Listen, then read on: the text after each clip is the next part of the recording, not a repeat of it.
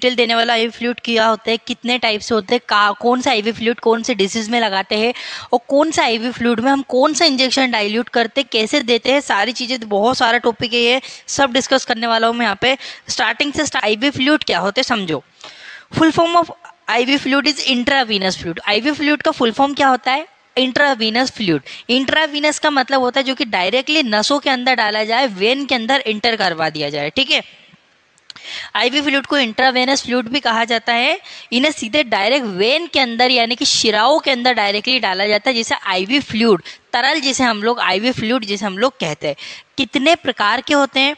सबसे पहले नंबर पे आता है एनएस। एनएस का मतलब होता है नॉर्मल सलाइन। क्या होता है, कितने परसेंट एनएस होता है, क्या क्या पाया जाता है, कंपोजिशन है, कितना परसेंट देना चाहिए व्यक्ति को, आगे डिटेल से डिस्कस करूंगा।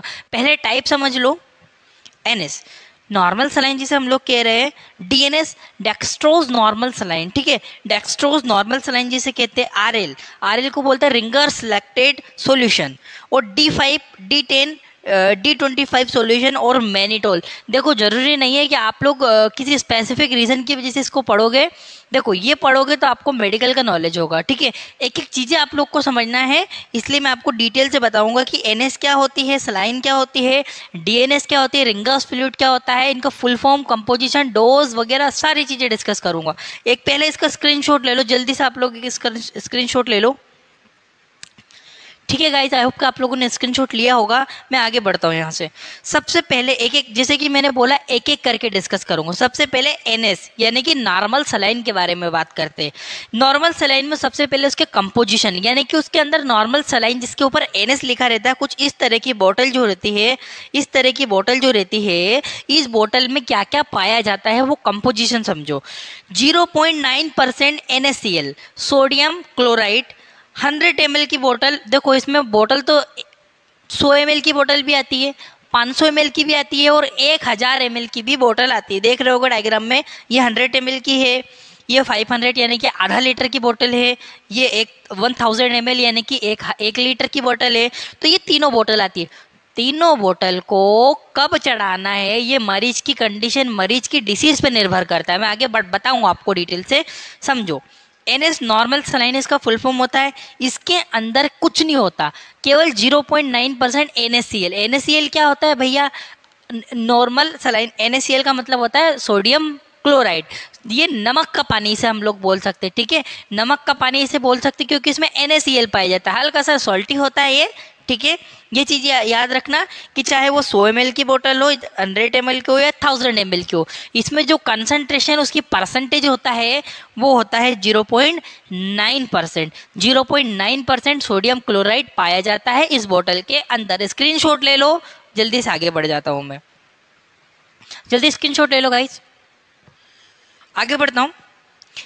एनएस नॉर्मल सलाइन जिसे कहते हैं। नॉर्मल सलाइन जो होती है, ये नॉर्मल सलाइन के इसके यूज क्या है, आप इसको जो होता है यूज जो होता है कैसे करते हो। सबसे पहला होता है डिहाइड्रेशन। यदि कोई व्यक्ति डिहाइड्रेटेड है, डिहाइड्रेटेड का मतलब होता है पानी की कमी आ जाना। अब भैया पानी की कमी क्यों आ जाती है? पानी की कमी, लूज मोशन हो गया, वॉमिटिंग हो गया, कोई व्यक्ति बहुत ज़्यादा धूप में काम कर रहा है, हीट स्ट्रोक हो गया, तो गर्मी ज़्यादा से अपनी बॉडी का लॉस हो जाता पानी का, और हमें पानी कम पीते हैं तो बॉडी में पानी की कमी आ जाती है। बहुत सारे रीज़न हो सकते हैं, जैसे बताया वॉमिटिंग हो गया, डायरिया हो गया, और भी बहुत सारे रीज़न इसके हो सकते हैं। उसमें हम लोग एनएस का यूज़ करते हैं। वुंड वॉशिंग, घाव धोने के लिए। गाइस ये इसमें क्या होता है, देखो एनएस होता है और इसके अलावा कोई अदर कंपोनेंट नहीं होता जो कि डिस्टिल वाटर में डिजोल्व रहता है। ये जो नॉर्मल पानी होता है इसमें थोड़ी रहता है। और कभी गलती से ये पानी व्यक्ति को इंट्रावीनस चढ़ा भी मत देना, क्योंकि उसका पीएच अलग होता है, और इसमें जो डिस्टिल वाटर होता है, आसूत जल जिसे हिंदी में कहते हैं, इसका जो पीएच होता है न्यूट्रल होता है। एसिड, सॉरी, ना तो एसिड होता है ना बेस होता है, बीच का मेंटेन न्यूट्रल होता है, और उसमें NaCl घुला हुआ रहता है, ठीक है।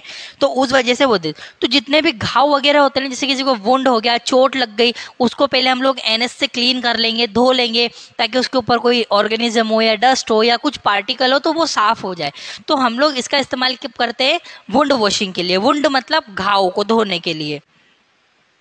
During the dilution of injection, जैसे कि मैं आपको फेब्रिन बताऊं, फेब्रिन एक इंजेक्शन आता है, पैरासीटामोल ही रहता है, वो भी वो बहुत गाढ़ा आता है, ऑयली आता है, उसको डायरेक्टली मरीज को नहीं चढ़ा सकते, बहुत गाढ़ा रहता है वो, उसको पहले पानी में डिसोल्व करते हैं फिर लगाते हैं। जैसे बहुत सारे इंजेक्शन आपने पाउडर फॉर्म में देखे होंगे, उसको डिजोल्व करते हैं, एनएस में डिजोल्व करते हैं, नॉर्मल सलाइन में मिलाते हैं और मनुष्य को यानी कि व्यक्ति को, जो पेशेंट है उसको चढ़ा दिया जाता है।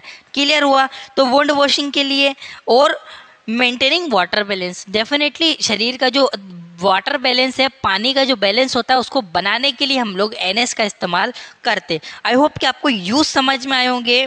Dehydration, wound washing, dilution of injection और मेंटेनिंग वाटर बैलेंस, इन चीज़ों के लिए हम लोग इसको यूज करते। स्क्रीनशॉट ले लो फटाफट, फिर आगे बढ़ता हूँ।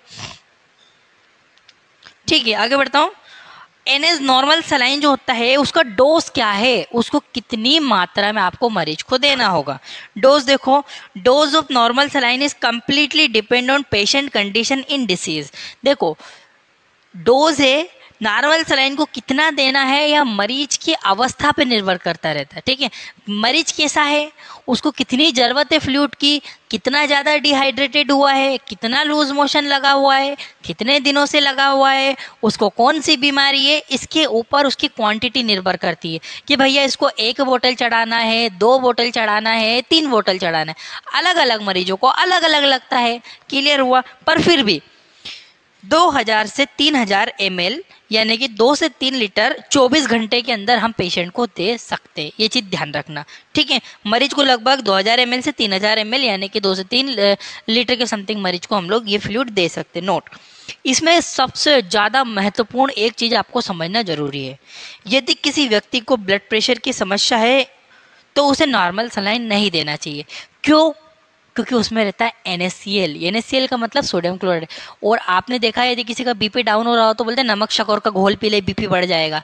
ठीक है, तो यदि किसी व्यक्ति को बीपी की समस्या है, ब्लड प्रेशर की समस्या है और आपने उसको NS चढ़ा दिया बेचारे को, ठीक है, हो सकता है उसका बीपी ज़्यादा हो रहा हो और आपने NS चढ़ा दिया तो वो क्या हो गया, हाइपर चला गया बेचारा, हाइपर टेंशन में हो गया ना, और ज़्यादा उसका बीपी बढ़ जाएगा।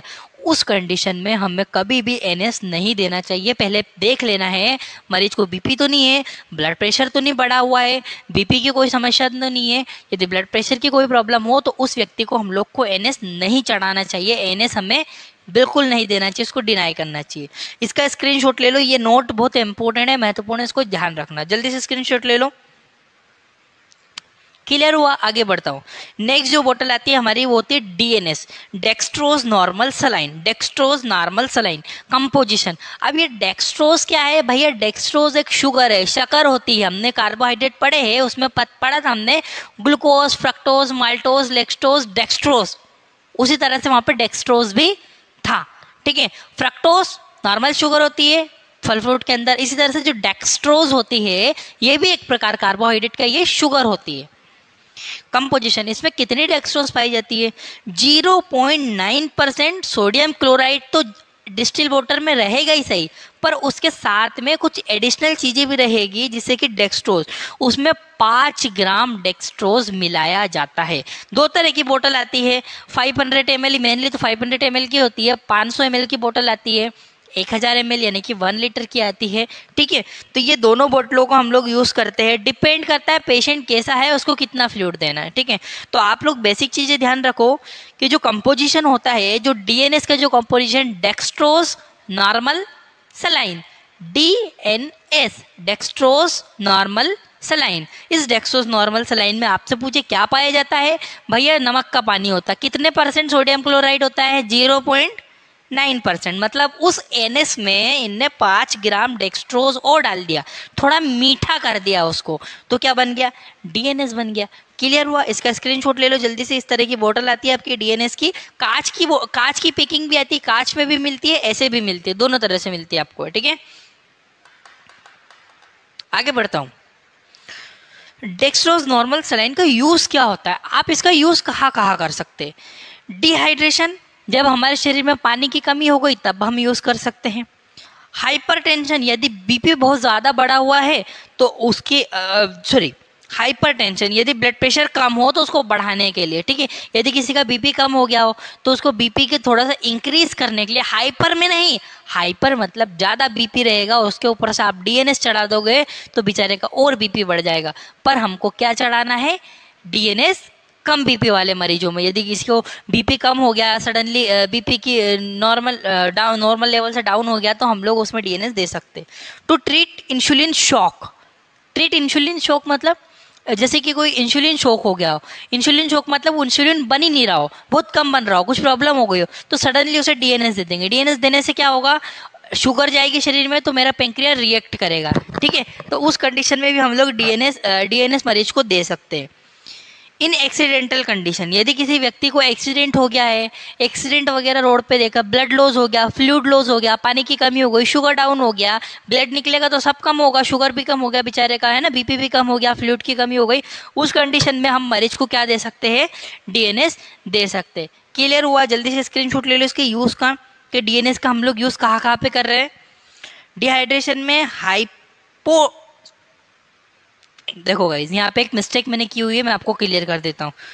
हाइपरटेंशन, ब्लड प्रेशर कम होना, ये गलत है, क्योंकि हाइपर मतलब होता है ज्यादा। ये हालांकि मेरी गलती है, मैं एक्सेप्ट कर रहा हूँ इस चीज को, हाइपर मुझसे जल्दी जल्दी में टाइप हो गया, ये हाइपोटेंशन है। हाइपो का मतलब कम, बीपी कम हो जाना, ब्लड प्रेशर कम हो जाने पर। वो मैंने यहाँ हिंदी में सही लिखा है कम, बट ये हाइपर टेंशन कर दिया। हाइपर का मतलब ज्यादा होता है, जबकि ये गलत है, इसको हाइपोटेंशन। आप प्लीज इसको करेक्ट कर लीजिएगा। आई एक्सेप्ट माई मिस्टेक, ठीक है। आगे बढ़ता हूं। डोज ऑफ डीएनएस, डीएनएस को कितनी मात्रा में देना है, सेम बात है। Quantity of dextrose normal saline is depend on patient condition और डिसीज। मरीज की डेक्सट्रोज नॉर्मल सलाइन कितनी देना है यह मरीज की अवस्था पर निर्भर करता है, मरीज को कौन सी बीमारी है उस पर निर्भर करता है, एवं उसकी बीमारी पर, मरीज को कौन सी बीमारी है, क्या उसकी कंडीशन है, कितना फ्लूइड लॉस हुआ है, उसको कितने फ्लूइड की जरूरत है, उस पर निर्भर करता है कि हमें उसको कितना फ्लूइड देना होगा। क्लियर हुआ गाइस? जल्दी से इसका स्क्रीनशॉट ले लो। इसके बाद एक चीज और बता दूं, देना कितना है, 2500 से 3000 ml तक 24 घंटे में मरीज को चढ़ा सकते हैं हम लोग, ठीक है। 2500 से 3000 ml तक मरीज को देते हैं। नोट, एक महत्वपूर्ण बात इसमें लिखी हुई है, जैसे कि एनएस में मैंने बोला था कि भैया उसको, जिसका बीपी बढ़ता है उसको नहीं चढ़ाना चाहिए, इसी तरह से जिसका शुगर के मरीज हो उसे डेक्सट्रोज नॉर्मल सलाइन नहीं देना चाहिए। शुगर की बीमारी, यदि बेचारे का शुगर पहले से ही ज्यादा है, पता लगा उसको आपने 5% शुगर, यानी कि डीएनएस में कितना परसेंट शुगर होता है, 5% डेक्सट्रोज होता है, चढ़ा दिया और बेचारा हाइपर में चला गया, हाइपर ग्लाइसेमिया हो गया। हाइपर ग्लाइसेमिया का अर्थ होता है कि जब शुगर की मात्रा रक्त में ज्यादा बढ़ जाए और यूरिन में ज्यादा बढ़ जाए तो क्या होता है, ये आप मुझे कमेंट करके बताओ जरा, कि यूरिन में अगर ग्लूकोज की मात्रा ज्यादा हो जाती है तो उसे क्या नाम से जाना जाता है, ठीक है। तो शुगर के मरीजों में डेक्सट्रोज नहीं चढ़ाना चाहिए, क्योंकि उसका शुगर बेचारे का बढ़ जाता है, उसको प्रॉब्लम होने लगती है। तो समझ में आया, डोज कितना देना है मरीज की अवस्था पे निर्भर करता है, पर फिर भी हम उसको 2500 से 3000 ml तक 24 घंटों में चढ़ा सकते हैं। जल्दी स्क्रीनशॉट ले लो। आगे बढ़ रहा हूं मैं। आरएल, अब दूसरा आता है आपका रिंगर्स लैक्टेट। ये रिंगर्स लैक्टेट क्या होता है, इसमें क्या पाया जाता है, it is mixture of electrolyte. समझना क्वेश्चन को, it is mixture of electrolyte which is present, in which present sodium chloride, potassium chloride, sodium lactate. जो आरएल होता है, रिंगर्स लैक्टेट फ्लूइड इसका नाम होता है। इस बोतल में इलेक्ट्रोलाइट का मिक्सचर होता है, सोडियम पोटेशियम पाए जाते हैं। क्या क्या होता है, सोडियम क्लोराइड होता है, पोटेशियम क्लोराइड होता है, सोडियम लैक्टेट इसके अंदर। ये सारे कंपोजिशन से मिलकर हम लोग क्या बनाते हैं, RL ringers lactate fluid. Clear हुआ? जब मरीज को इलेक्ट्रोलाइट की कमी हो गई, बहुत ज्यादा वाटर लॉस हुआ और इलेक्ट्रोलाइट उसके कम हो गए, तब हम लोग ये फ्लूइड देते हैं। क्लियर हुआ? इसका स्क्रीनशॉट ले लो, फिर मैं आगे बढ़ता हूँ। अब देखो यूज ऑफ आरएल, आरएल का आप कहाँ कहाँ पर इस्तेमाल कर सकते हो, यूज कहाँ कहाँ पर होगा। डिहाइड्रेशन, बेचारे को पानी की कमी हो गई, सोडियम की कमी हो गई, बहुत सारे लेवल कम हो गए उसके इलेक्ट्रोलाइट के। इलेक्ट्रोलाइट इम्बैलेंस, इलेक्ट्रोलाइट की कमी हो जाने पर, इलेक्ट्रोलाइट इम्बैलेंस का मतलब होता है जब इलेक्ट्रोलाइट की बहुत ज्यादा कमी हो गई हो। ड्यूरिंग द सर्जरी, किसी भी सर्जरी के दौरान यदि किसी व्यक्ति को सर्जरी वगैरह हुई है तब भी हम लोग ये दे सकते हैं, ठीक है। सर्जरी के समय ब्लड लॉस होता है बेचारे का, ब्लड लॉस होगा तो ब्लड लॉस की कंडीशन में इलेक्ट्रोलाइट कम हो जाएंगे, इलेक्ट्रोलाइट कम हो जाएंगे तब भी हम लोग दे सकते हैं। बर्निंग कंडीशन, जब व्यक्ति जल जाता है, बहुत सारे बर्निंग केसेस आपने देखे होंगे, कोई व्यक्ति जल गया तो उसको आरएल दिया जाता है, क्योंकि जलने पर उसके शरीर में इलेक्ट्रोलाइट की मात्रा बहुत ज़्यादा कम हो जाती है, तो आरएल रिंगर्स लैक्टेट फ्लूइड उसको दिया जाता है। न्यूट्रिशनल डेफिशिएंसी, यदि कोई बच्चा बेचारा बहुत ज़्यादा कुपोषित है, कुपोषण है, बच्चों में कुपोषण है, तो आरएल उसे दिया जाता है, ठीक है, न्यूट्रिशनल डेफिशिएंट पे। हाइपोटेंशन, यदि ब्लड प्रेशर कम होने पर, यदि किसी व्यक्ति का बीपी बहुत कम हो गया हो तब भी हम लोग ये दे सकते हैं। It is suitable for diabetic patient, ये डायबिटिक मरीजों में भी, देखो समझो कोई मरीज आया, उसको शुगर की बीमारी है और उसका फ्लूइड लेवल भी कम है, समझो शुगर की बीमारी है, शुगर उसको बढ़ रहा है और उसको पानी की कमी है, डिहाइड्रेशन भी है और शुगर भी है, तो आप ऐसा नहीं कि डिहाइड्रेशन की कमी में हमने डीएनएस और एनएस दिया था तो वही चढ़ा दो, नहीं, उनको हम लोग रिंगर्स लैक्टेट फ्लूइड दे सकते हैं ताकि इसमें शुगर नहीं पाया जाता है, तो ये मरीज की कंडीशन को सुटेबल कर देगा, तो it is suitable for diabetic patient में दिया जा सकता है। जल्दी से इसका यूज वाला आप एक स्क्रीनशॉट ले लो, फिर मैं यहाँ से आगे बढ़ता हूँ। नेक्स्ट आता है dose of RL, ringers lactate fluid का कितना डोज मरीज को देना होता है। ये dose of RL is depend on completely disease और कंडीशन पे ही निर्भर करता है। मैं ऐसे नहीं बता सकता आपको कितना फ्लूइड देना है, हो सकता है बेचारे को कम फ्लूइड की जरूरत तो आपने 3 लीटर चढ़ा दिया, हो सकता है किसी को ज़्यादा की जरूरत तो आपने 500 ml ही चढ़ाया, तो मैं पहले मरीज को देखूंगा, मरीज का असिस्ट करूंगा, उसके बाद उसको दूंगा क्या, कितनी मात्रा में उसको आरएल देना है, क्लियर है। फिर भी 500 से 1000 ml तक उसको आरएल यानी कि रिंगर्स लैक्टेट फ्लूइड दिया जाता है 24 घंटों के अंदर में। जल्दी से आप लोग इसका स्क्रीनशॉट ले लो, फिर आगे बढ़ता हूँ। डेक्सट्रोस, अब आता है आपका D5, जो मैंने बोला था ना, D5, D10 और D25, ये तीनों बोतलें आती है, इनमें शुगर की मात्रा है, ये देखो समझाता हूँ। जो D5 आती है, D5 के अंदर 5 ग्राम डेक्सट्रोस 100 ml के अंदर होता है। 100 ml की एक बोतल आती है, उसके अंदर कितना होता है, 5 ग्राम ग्लूकोज पाया जाता है। और अगर वो D5 की बोतल 1000 ml की है तो उसमें 500 ml 100 ml में 5 ग्राम ग्लूकोज है, ठीक है, उस हिसाब से आप आइडिया लगा लो कितना ग्राम ग्लूकोज उसमें रहेगा, क्लियर हुआ। इसी तरह से आपको 100 ml की एक बोतल में 10 ग्राम ग्लूकोज भी डाला जाता है। किसी की शुगर बहुत ज़्यादा कम है तो उसे D10 दे दो, किसी की शुगर बिल्कुल हाइपो में चला गया है तो उसको D25 दे दो, D25 से एकदम शुगर बढ़ जाती है, एकदम इंक्रीज हो जाती है, ठीक है।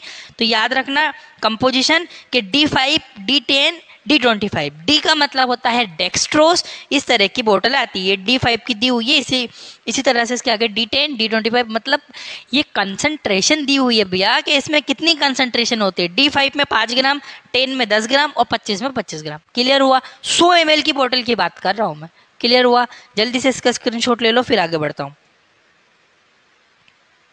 यूज कहाँ करते हैं, डिहाइड्रेशन, जब पानी की कमी हो गई तब भी उसको D5 वगैरह दे सकते हैं।